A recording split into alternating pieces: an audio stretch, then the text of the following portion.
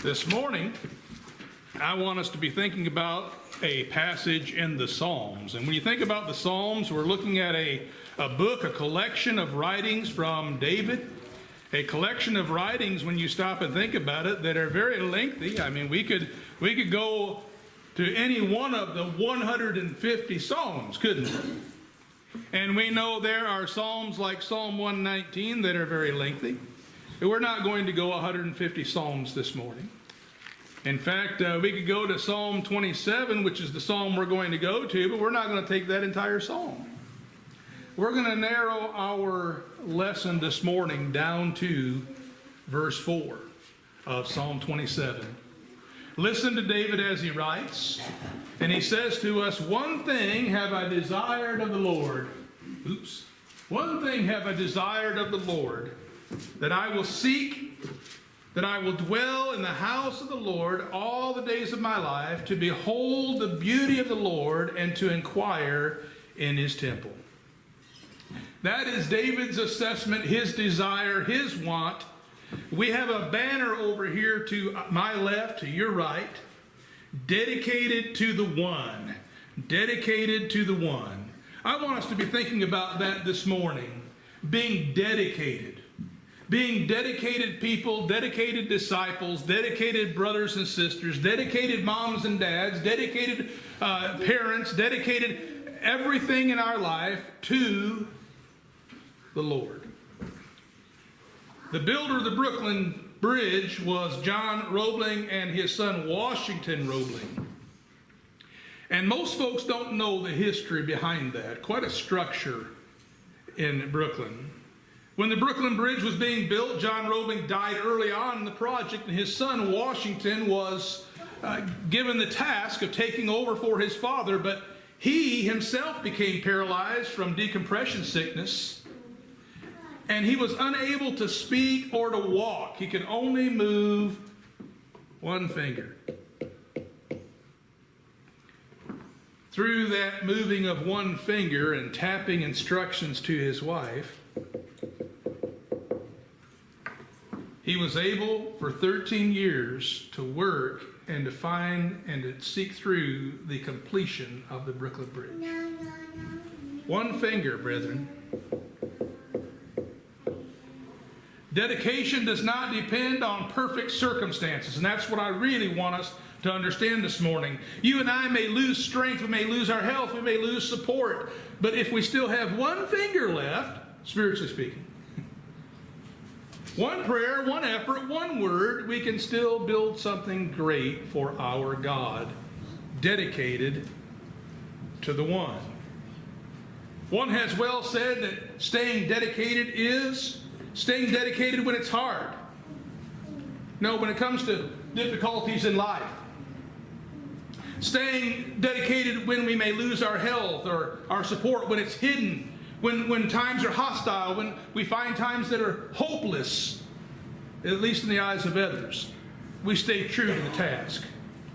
We need to remember Philippians 1:6, "He who began a good work in you will complete it." Do we believe that? Dedication persists when convenience disappears. It's easy to serve the Lord when it's convenient. It's easy to serve the Lord when the weather's good. It's easy to serve the Lord when times are comfortable in the building. But I've known times when the air conditioning goes out, at least when I was in the South, the air conditioning goes out and folks say, "I can't come to church today, air conditioning's not working." Brethren, I want us to understand there are going to be voices that will compete in our world constantly calling us away from the Master. We live in a generation of fragmentation, don't we? Fragmented schedules, fragmented families, fragmented focus. I mean, ADD, ADHD, you name it, we got it, right? All these distractions going on in the world, and people are pulled in 1,000 directions and wonder why they feel spiritually thin. But our prophetic and poetic psalmist, David, stands in the middle of the chaos with this verse. He was surrounded by his enemies. He's being hunted by Saul. He's being threatened by war. And yet he says, one thing Not 50 ambitions, not divided allegiances, not half-hearted holiness. One thing have I desired of the Lord, he says. Think about this. A scattered sunbeam warms, but a focused sunbeam, right? Get the old magnifying glass out. It can start a fire. A scattered heart wanders. A focused heart worships.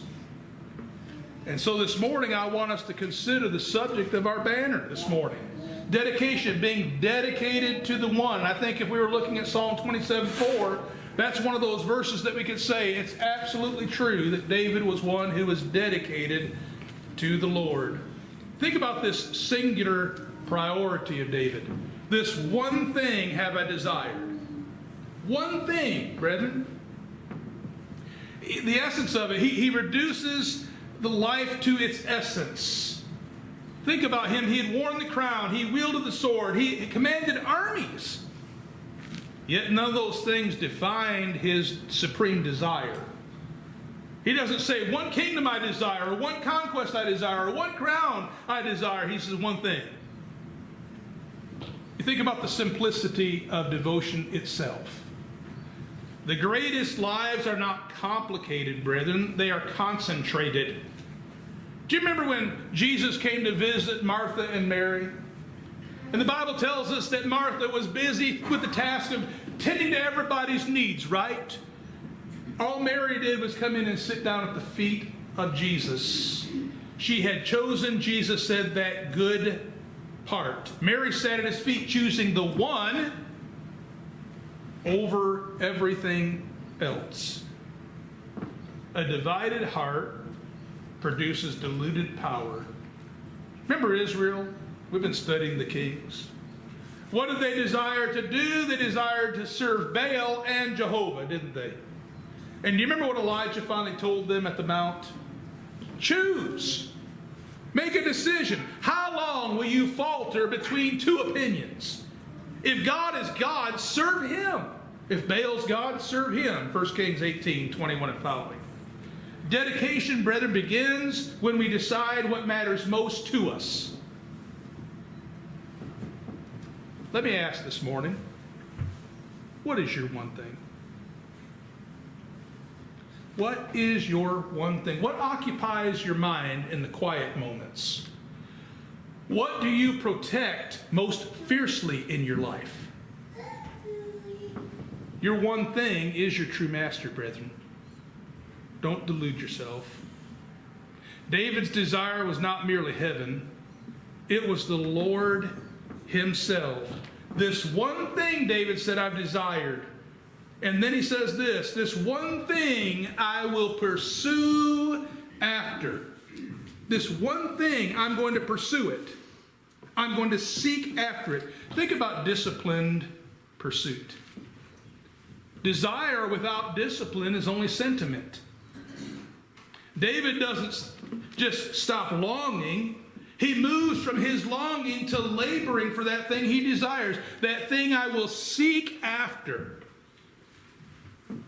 The word seek after speaks of chasing or pursuing or running hard after something. Think about the hunters in our own congregation, in our own community. Deer hunting season is past. But just think about all the things that led up to that and the hunter stories that you hear. The hunters that study the pattern of the deer, right? They get their cameras out there. I've always said that deer meat is the most expensive meat on planet Earth. When you look into all you put into it, right? You got the cameras up, you're watching the patterns. The hunter rises early, gets in the blind, he sits in the cold wind. Why? He desires that meat. His desire drives his discipline. What does David say? If God is my priority, he's going to be my pursuit. You think about the desired prize, brethren. We pursue what we prize. If our prize is comfort, we're going to pursue ease. If our prize is reputation, we're going to pursue applause from others. If we prize the Lord, brethren, we're pursuing holiness, aren't we? Dedication means scheduled prayer, serious Bible study, sacrificial worship. We don't drift toward devotion, we discipline ourselves toward it. And so we find David with his desire for sacred presence. Notice his statement here. He says that thing he seeks, that I may dwell in the house of the Lord. If that statement sounds familiar to you, it should. Just a few Psalms back, David made a statement very similar to it. What is David saying here as he's desiring sacred presence? He says, I'm not looking for a passing visit. David's longing wasn't for a passing visit. It was for an abiding presence with God. To dwell means to sit down, to remain, to settle in. How often are we settled in our day-to-day life? How many times do we take time to settle in and spend our time with God? Let me ask this question. Is it even desired in our daily walk? Do we think of God in terms of we go to church, that's where God is, and the rest of the week is mine? I'm willing to walk with God on Sunday because that's the Lord's day, but Monday, Tuesday, Wednesday, Thursday, Friday, Saturday, that's my day. And in fact, I hear people say something like this. We had a good brother who never came to Sunday evening services. We don't have them here, but he never came to Sunday evening services. One time I asked him, I said, brother, why aren't you here? Well, that's the only day I've got to spend with my wife. Let that sink in, brethren. Even the Lord's day was a day that he had to make sure he shared it between God and something else. Are we dedicated to the Lord? Are we desiring to dwell with him here? If you want to remain to settle for the next age, which is heaven, you're going to have to master that settling, right? That visit, that time with God, that dwelling with God in the house of the Lord now. That continual communion now. This is the testing ground, brethren. This is the proving ground. You think of the permanence of his commitment. All the days of my life. Do we think in terms of that? I want this relationship with my God all the days of my life. I'm willing to be with God every day. No, Thursday, that's the day that I'm just going to cut loose. That's the day that's mine. Remember that old country song? I need a little time off for bad behavior. Brethren, can we be that way with the Lord? It's not revival week religion. We're not standing in crisis Christianity or convenience commitment.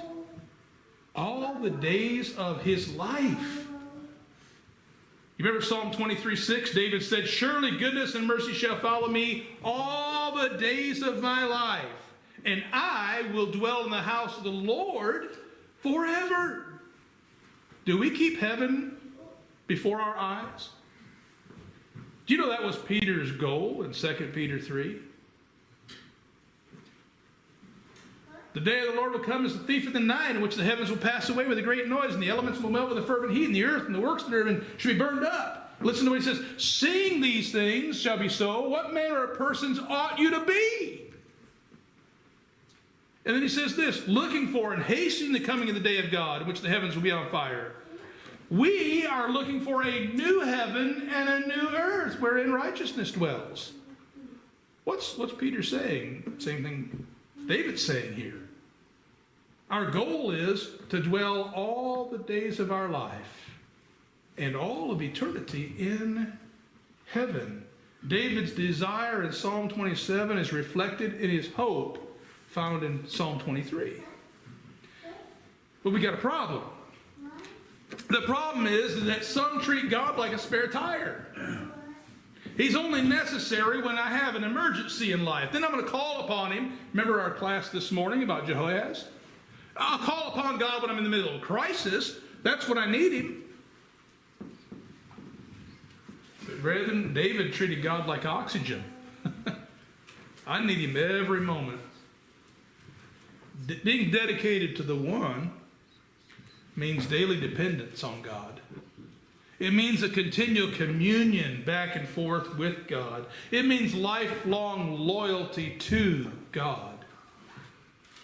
Think about the proximity here. Something greater than geography, right?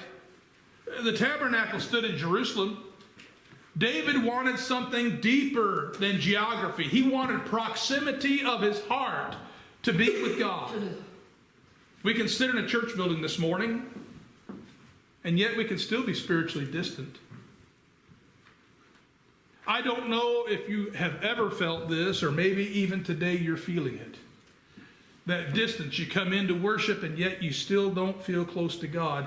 My question, brethren, is this. God is still where he has always been. Who moved? If I'm not feeling as close to God as I once did, who moved? God didn't. He's still there. Dedication is not a location, brethren. It's a relationship.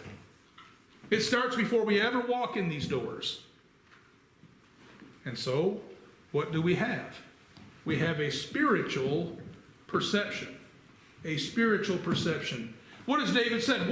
What's his desire to be that thing he's seeking after? That location with God, that relationship with God. It's a spiritual perception. David said, I want to do that so I may behold the beauty of the Lord. This is where devotion deepens. David does not merely want protection from God. He wants the perception of God. Think about this word beauty. It carries with the idea of delight or favor or splendor, doesn't it? He longed to gaze upon God's glory. I don't know, I would love if we could find a songbook with this song in it, or to sing this song. Maybe you've never heard of it. I can only imagine. If you notice, the lyrics are up here. Surrounded by your glory, what will my heart feel? Will I dance for you, Jesus, or in awe of you be still? Will I stand in your presence, or to my knees will I fall? Will I sing hallelujah? Will I be able to speak at all? I can only imagine. I love those lyrics. And it describes for us perfectly what David's desire is here. His spiritual perception to behold the beauty of the Lord. You see, when devotion deepens, when a man is in love, he delights in the presence of his bride.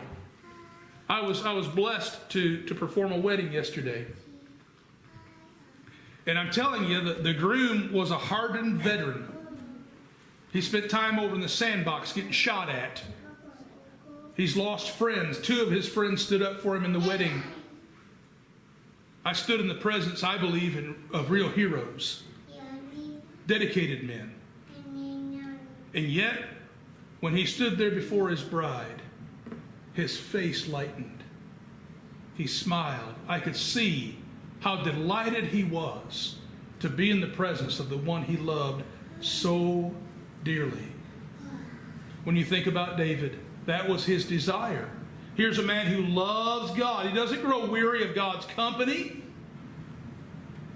When we have that kind of devotion, when our devotion deepens, worship ceases to be a duty. It becomes a delight to us. Scripture becomes sweet. Prayer becomes precious. Holiness becomes honorable. Too many seek God's hand, brethren. Oh God, save me. Oh God, help me. Oh God, give me. How many of us are seeking God's face?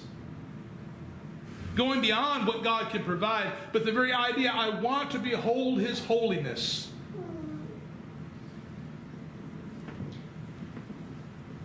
When John would write 1 John 3, he made this statement: behold what manner of love the Father has bestowed upon us, that we should be called the sons of God.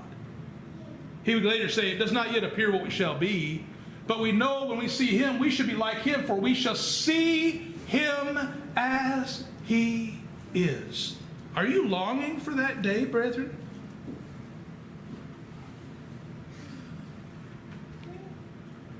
And so David goes on to this submissive posture and to inquire in his temple.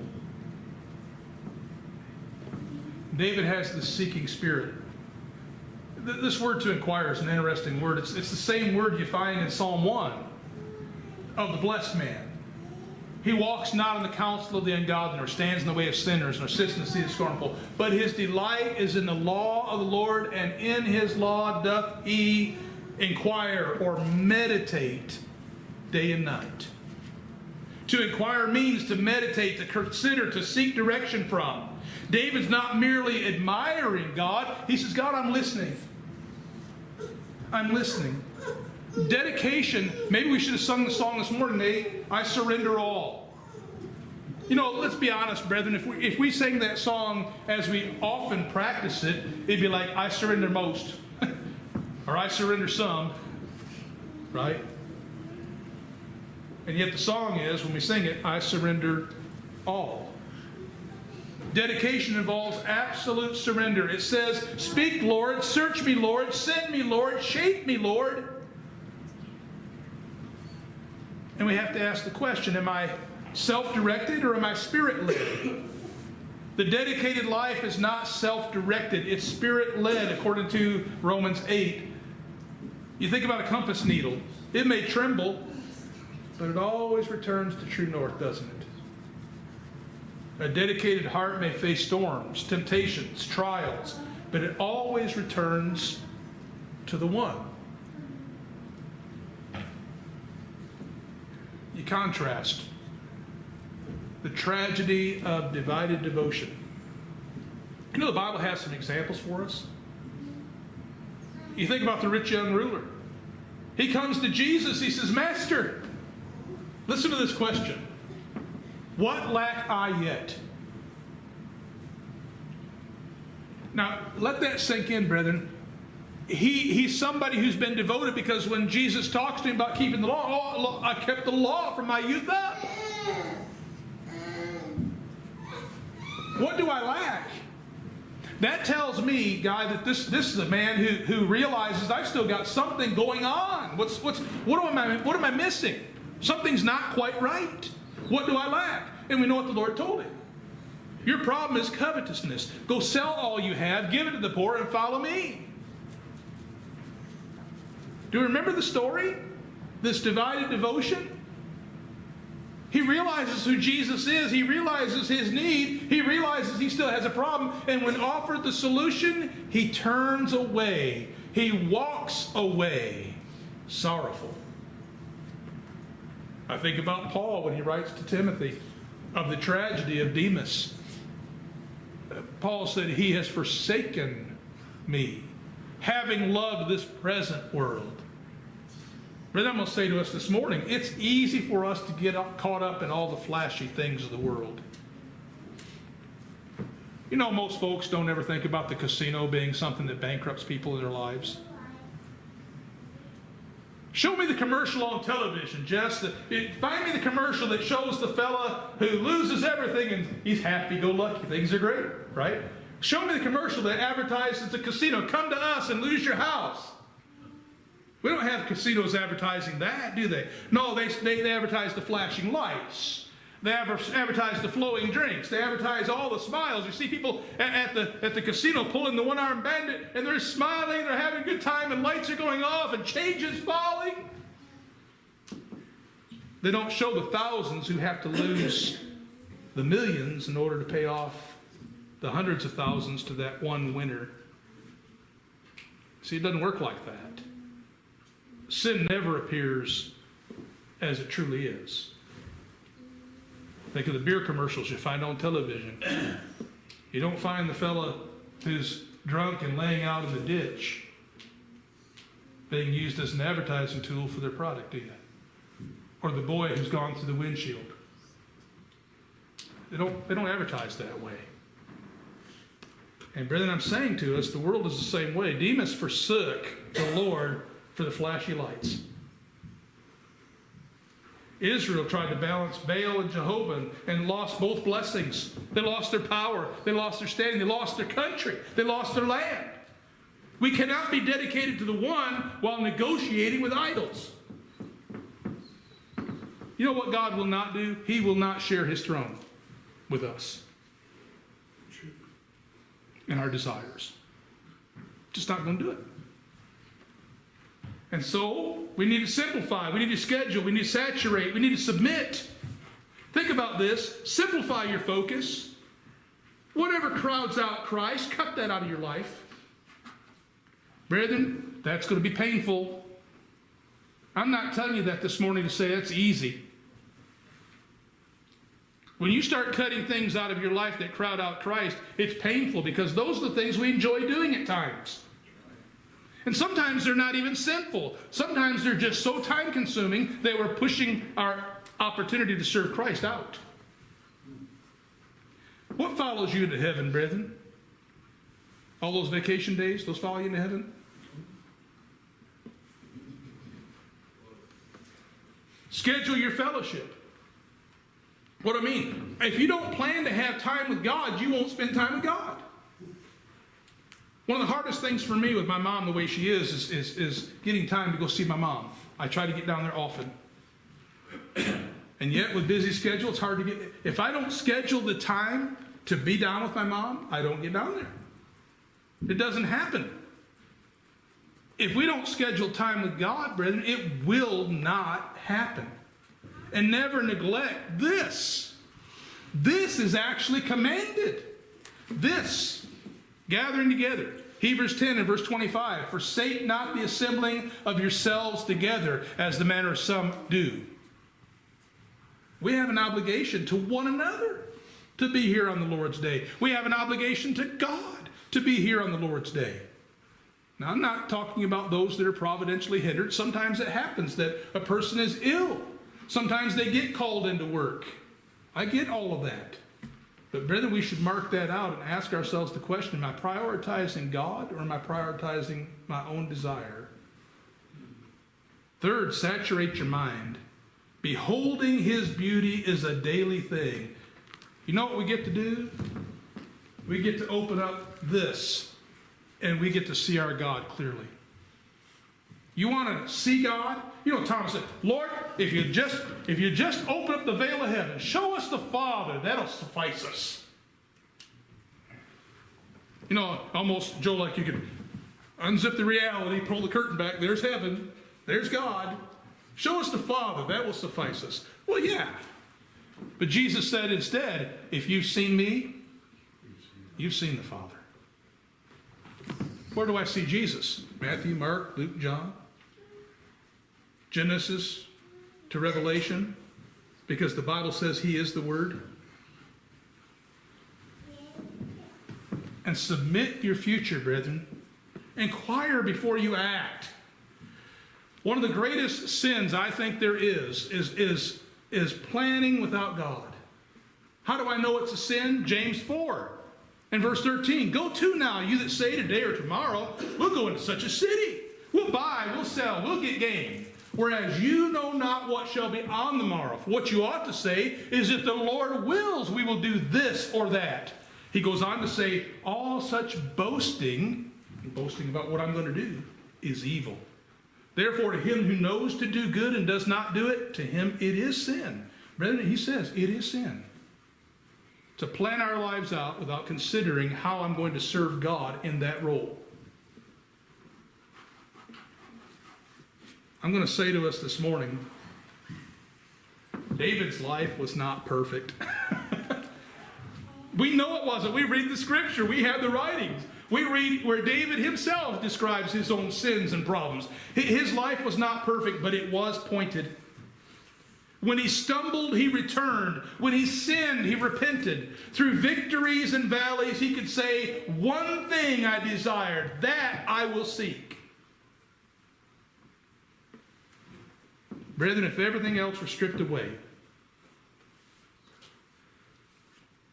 if all of your titles were gone, if your health was fading, if your finances went bye-bye, if the applause was silenced, would God still be enough? When a man is truly dedicated, a woman is truly dedicated to the one, their worship is warmer, their walk is steadier, their witness before others is stronger, their world is smaller, and their God is bigger.